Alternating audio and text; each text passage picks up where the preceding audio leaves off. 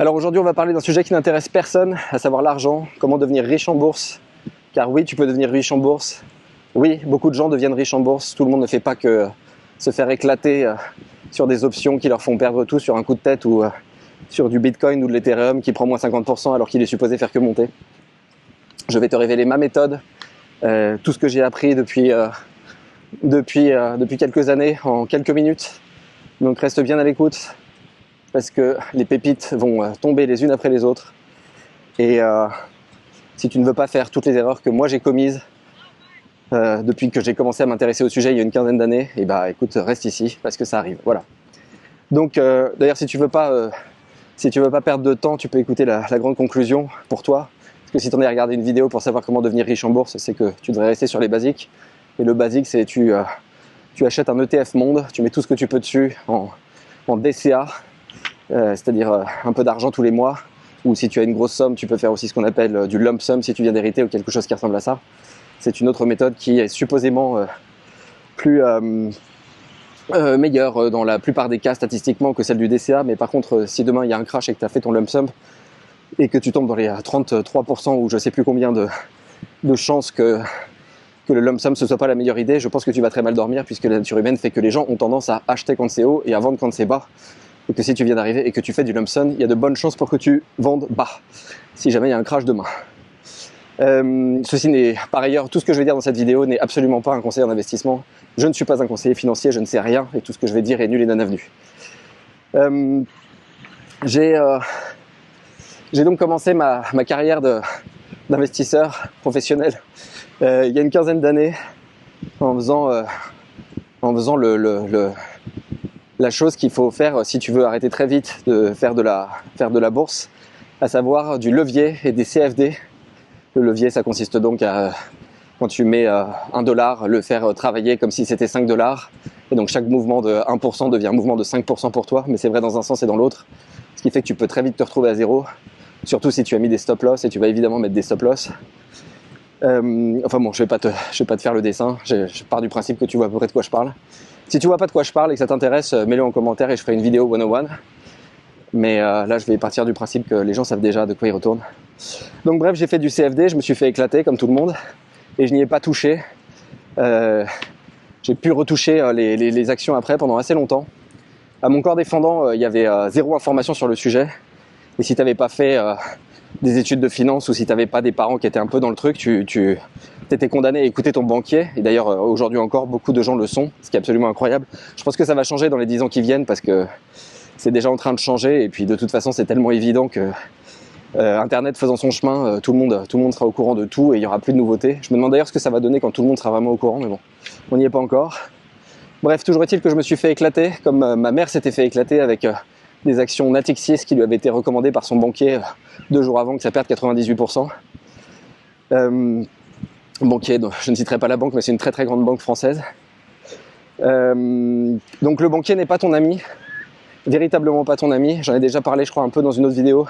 Mais j'avais été voir le banquier de BNP Banque Privée qui voulait s'occuper de mon argent à un moment où j'ai eu de l'argent en vendant un appart et je suis sorti de là avec le banquier qui me disait mon Dieu mais monsieur j'ai jamais vu quelqu'un qui s'y connaissait comme vous, alors que je lui avais simplement dit que s'il n'était pas capable de me faire un benchmark sur le produit qu'il me proposait, autant prendre un ETF SP500 et à moitié et puis l'autre moitié sur Berkshire Hathaway et pas prendre d'assurance vie puisque de toute façon j'irai faire un exit éventuellement le jour venu.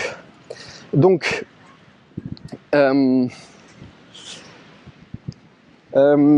ça prouve encore que c'est pas évident ce qu'il faut savoir en bourse et c'est tellement vrai que j'en parle de temps en temps avec des amis qui pourtant sont riches, enfin véritablement riches, au sens riche dans les 0,05%, 0,1%, je sais même pas. Enfin, on parle vraiment de patrimoine très très élevé. Et même eux, certains d'entre eux, enfin plutôt les héritiers des gens qui sont riches, ne comprennent pas quand je dis obligue. Je me suis rendu compte dans une discussion et le mec ne savait pas ce que voulait dire obligue. Et j'ai vu passer un autre article sur internet qui va contredire un peu ce que je te disais au début parce que ça dit que la financial literacy est très mauvaise aux États-Unis. Et j'ai regardé les questions qu'ils posaient pour savoir si les gens étaient lettrés financièrement, et c'était grosso modo, c'était s'il y a 3% d'inflation et que j'ai des revenus de 2% sur mon capital, est-ce que chaque année je gagne ou je perds de l'argent? Donc si t'es pas capable de répondre à cette question, et 75% des gens, je crois, ou quelque chose de cet ordre-là ne le sont pas, bah il y a quand même, tu vas quand même avoir un gros problème dans la vie. Donc voilà, ce que je vais dire est évident, mais je sais pas si c'est si évident que ça. Mais je vais quand même te donner ma méthode qui, elle, n'est pas évidente, enfin même si moi elle me semble évidente. C'est celle que j'ai mise au point après avoir pas mal potassé le sujet. Donc il se trouve que j'ai lu, que je lis pas mal de bouquins en ce moment sur la finance de grands investisseurs, tous les... j'en ai déjà parlé, mais Richer, Wiser, Happier, The Outsiders. Là j'ai lu The Most Important Thing de Howard Marks. Là je viens de finir One Upon Wall Street de Peter Lynch. Tout ça c'est des gros classiques que je te recommande. Même si au final tout se répète et tout se résume à une phrase qui consiste évite d'acheter quand c'est haut et évite de vendre quand c'est bas. Mais après tu peux lire 1500 pages comme je suis en train de le faire sur le sujet. Je vais probablement me taper toutes les lettres de Berkshire Hathaway que j'ai téléchargées. Ensuite, donc je sais même pas si je le fais parce que c'est nécessaire ou pour le plaisir, mais voilà, en tout cas c'est ce que j'ai en ce moment. Donc voilà mon background.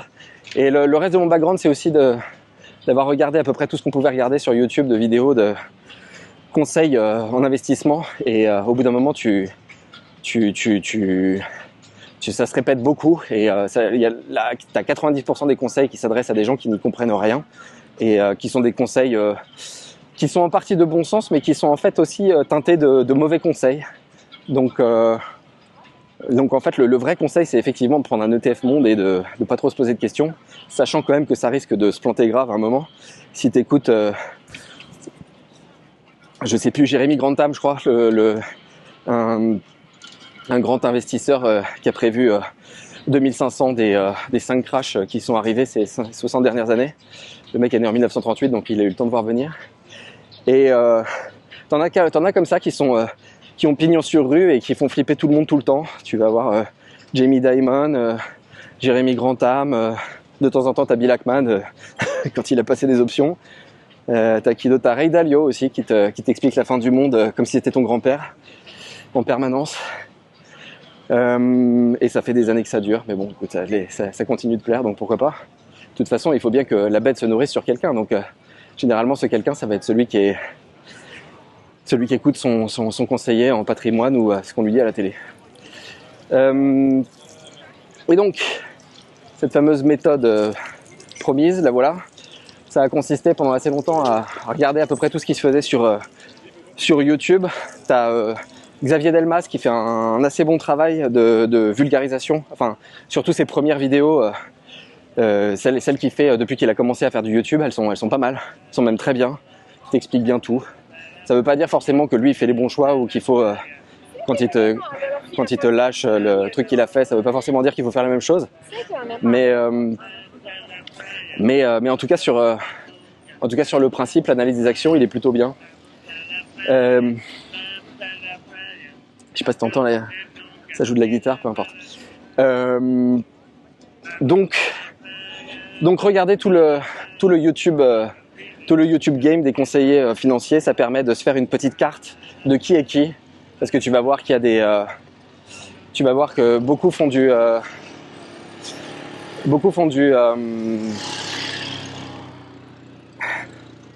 petit flic qui passe en quad. T'en as beaucoup qui sont spécialisés sur un domaine, donc tu vas en avoir qui vont être très tech, tu vas en avoir d'autres qui vont être très value investing, donc investissement dans la valeur, tu vas en avoir qui vont être GARP, Grace at a Reasonable Price, donc il y a un petit peu tous les styles, et il y en a un qui est très bon qui s'appelle Adreconomics, qui est nouveau, qui lui regarde en fait tous les youtubeurs et qui compile un petit peu ce que dit tout le monde, et Et donc il fait des espèces de benchmarks de youtubeurs finance. Et donc il arrive, notamment là, il vient de faire une vidéo sur qui a eu raison sur ses pronostics 2026, qui s'est planté, etc.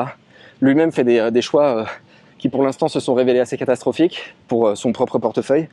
Mais c'est un joueur de poker et il a bon espoir que ça remonte. Et en fait je pense qu'il est j'allais dire il est plus malin qu'il en a l'air. On peut pas dire qu'il ait pas l'air malin, mais il faut voir dans le temps ce que ça va donner. Je me demande ce que vont donner ses choix. En tout cas, il est intéressant, voilà. Donc je le regarde lui, je regarde tous les autres, et c'est pas mal parce que ça permet de voir qui se recoupe, qui est d'accord sur telle ou telle action, quelle action est à la mode, quelle action n'est plus à la mode, comment ça se passe quand une action est à la mode et finalement elle est plus à mode soit parce qu'elle a monté, donc elle est plus considérée comme attractive à ce moment-là, soit ils se sont tous lamentablement plantés, donc ils ont retiré les vidéos. Et donc quand tu commences à les suivre, tu commences à avoir un petit peu le flair sur qu'est-ce qui est à la mode pour de bonnes raisons, qu'est-ce qui n'est pas. Voilà. Donc en fonction de ça, tu peux te dire bon bah ok, je vais prendre des actions de qualité, je vais prendre celles qui ont le plus baissé, t'attends un petit peu. Quand il commence à te dire que c'est le moment d'acheter, si ça se reprend 50% et qu'il continue dur que c'est le moment d'acheter, là tu peux commencer à initier une position et ce genre de choses. Et surtout tu le fais pas forcément avec tout ton argent en fait. Ça c'est un autre truc important et ça je l'ai pas mal vu avec les youtubeurs. Ils t'expliquent comment ils font la répartition de leur portefeuille et tout à coup leur portefeuille se fait éclater. Ils disent ah putain mais c'est génial, du coup j'en ai profité pour acheter un maximum. Et j'ai dit mais attends, t'as acheté avec quoi? T'étais censé être investi à 100%. Et donc il se trouve que ces gens-là sont investis, mais ils sont aussi récipiendaires de pas mal de revenus extérieurs, YouTube ou autres. Donc en fait, il faut faire extrêmement attention à ce qu'ils disent. Et donc tu peux regarder ce qu'ils achètent, mais va pas commencer à mimiquer leur comportement, parce que sinon, si jamais ça tombe derrière, alors tu vas en voir disparaître parce qu'ils étaient effectivement investis à 100%, mais tu vas en voir beaucoup qui en fait n'étaient pas du tout investis à 100%, et tu le découvres alors que toi-même tu les avais suivis en étant investis à 100%, ça peut faire très mal. Donc je te mets en garde contre ça.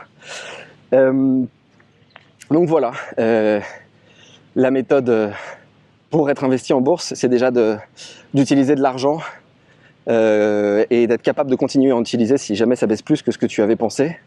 De pas acheter le truc à la mode évidemment, enfin bon ça je vais pas commencer à rentrer là-dedans, c'est évident, mais tu vois typiquement le fait de garder du cash, moi je suis à 50% en cash à peu près, en cash ou en monétaire, ça fait que, et ça me permet déjà de voir venir plusieurs années, donc je peux me prendre un crash qui va durer 10 ans, ce sera pas forcément un problème. Je te dis ça maintenant, on en reparle demain matin, si ça perd 80%, peut-être que je reviendrai te voir en pleurant, en te disant qu'en fait j'ai tout vendu, que c'était une connerie, que j'y toucherai plus jamais. Mais j'en doute. Mais ce qui est sûr, c'est que c'est ce qui se produirait si j'étais investi à 100%. Alors qu'en étant investi qu'à 50%, tu peux quand même imaginer que tu seras capable de tenir et que tu vas profiter des baisses en te disant génial, je vais acheter moins cher que ce que j'avais prévu. Voilà. Et si demain les marchés explosent à la hausse, et bah tu es quand même content parce que tu es quand même investi à 50%, et si ça explose à la hausse, ça devrait être suffisant pour te faire un rendement intéressant. Voilà. Que ça monte ou que ça baisse, moi je suis confortable. Voilà. Voilà un autre secret de la bourse. Enfin, autant dire que si c'est pour espérer devenir riche en mettant tout ton pognon sur le Trump Coin le jour où ça sort, tu vas te faire sortir à peu près aussi rapidement que moi il y a 15 ans quand j'ai fait des CFD en levier 5. Voilà, donc ça c'est une partie de la rationalité derrière, du narratif derrière la manière d'investir. L'autre partie, c'est de s'inscrire sur des newsletters ou des groupes de styles d'investisseurs qui t'intéressent, essayer d'avoir accès à leur Discord ou Reddit, enfin peu importe le système qu'ils utilisent pour entretenir leur communauté, parce que ça te permet de flairer un petit peu les capitulations, parce que tu vas te rendre compte de quelque chose au bout d'un moment en regardant les investisseurs, c'est qu'ils sont généralement pas forcément très affûtés. Enfin, c'est peut-être parce qu'ils ont d'autres choses à faire, et enfin tu vois parfois des comportements assez étranges, et en tout cas tu vois surtout les mois passant, ceux qui étaient contents et qui sont pas contents parce que ça se met à baisser, et surtout tu vois le moment où ces gens-là capitulent. Et le fait d'avoir accès au moment où ces gens-là capitulent, mais tu peux le voir aussi dans des commentaires YouTube, hein, c'est comme quand ils commencent à insulter le youtubeur qui leur avait recommandé l'action en disant qu'ils toucheront plus jamais à ça, etc. C'est généralement un assez bon signal de ce qu'on est arrivé en bas du cycle baissier. Donc tu peux observer ça aussi en regardant la manière dont les gens se comportent. Et en fait, le truc, c'est de réussir à considérer ça comme si c'était un jeu vidéo, même si ça l'est évidemment pas. Et de pouvoir rester serein, c'est vraiment l'essentiel si jamais ça se fait, si jamais tu te fais éclater demain, pendant assez longtemps. Voilà. Donc si je devais résumer ce que je viens de dire, c'est que pour pouvoir devenir riche en bourse, il faut l'être plus ou moins déjà avant de commencer. Et si tu regardes l'évolution des inégalités, tu verras que c'est à peu près ce qui se passe. Mais c'est un jeu. C'est un jeu auquel tu peux jouer plus facilement quand t'as pas d'enfant. Parce que quand t'as un enfant, t'es quand même, tu te sens un petit peu responsable. Donc tu vois que si tu vois ton argent fondre, tu vas te dire que c'est peut-être quelque chose que tu pourras pas mettre dans les vacances ou l'éducation de ton enfant. Donc c'est quand même un paramètre à prendre en compte. Mais au-delà de ça, je pense que là, tu as toutes les bases pour aller regarder, si tu n'es pas déjà affûté sur le sujet, ce qu'il faut aller regarder pour se donner les moyens de devenir bankable dans le futur. En tout cas, c'est tout ce que je te souhaite. Je te souhaite une bonne journée. Je te dis à la prochaine. Ciao.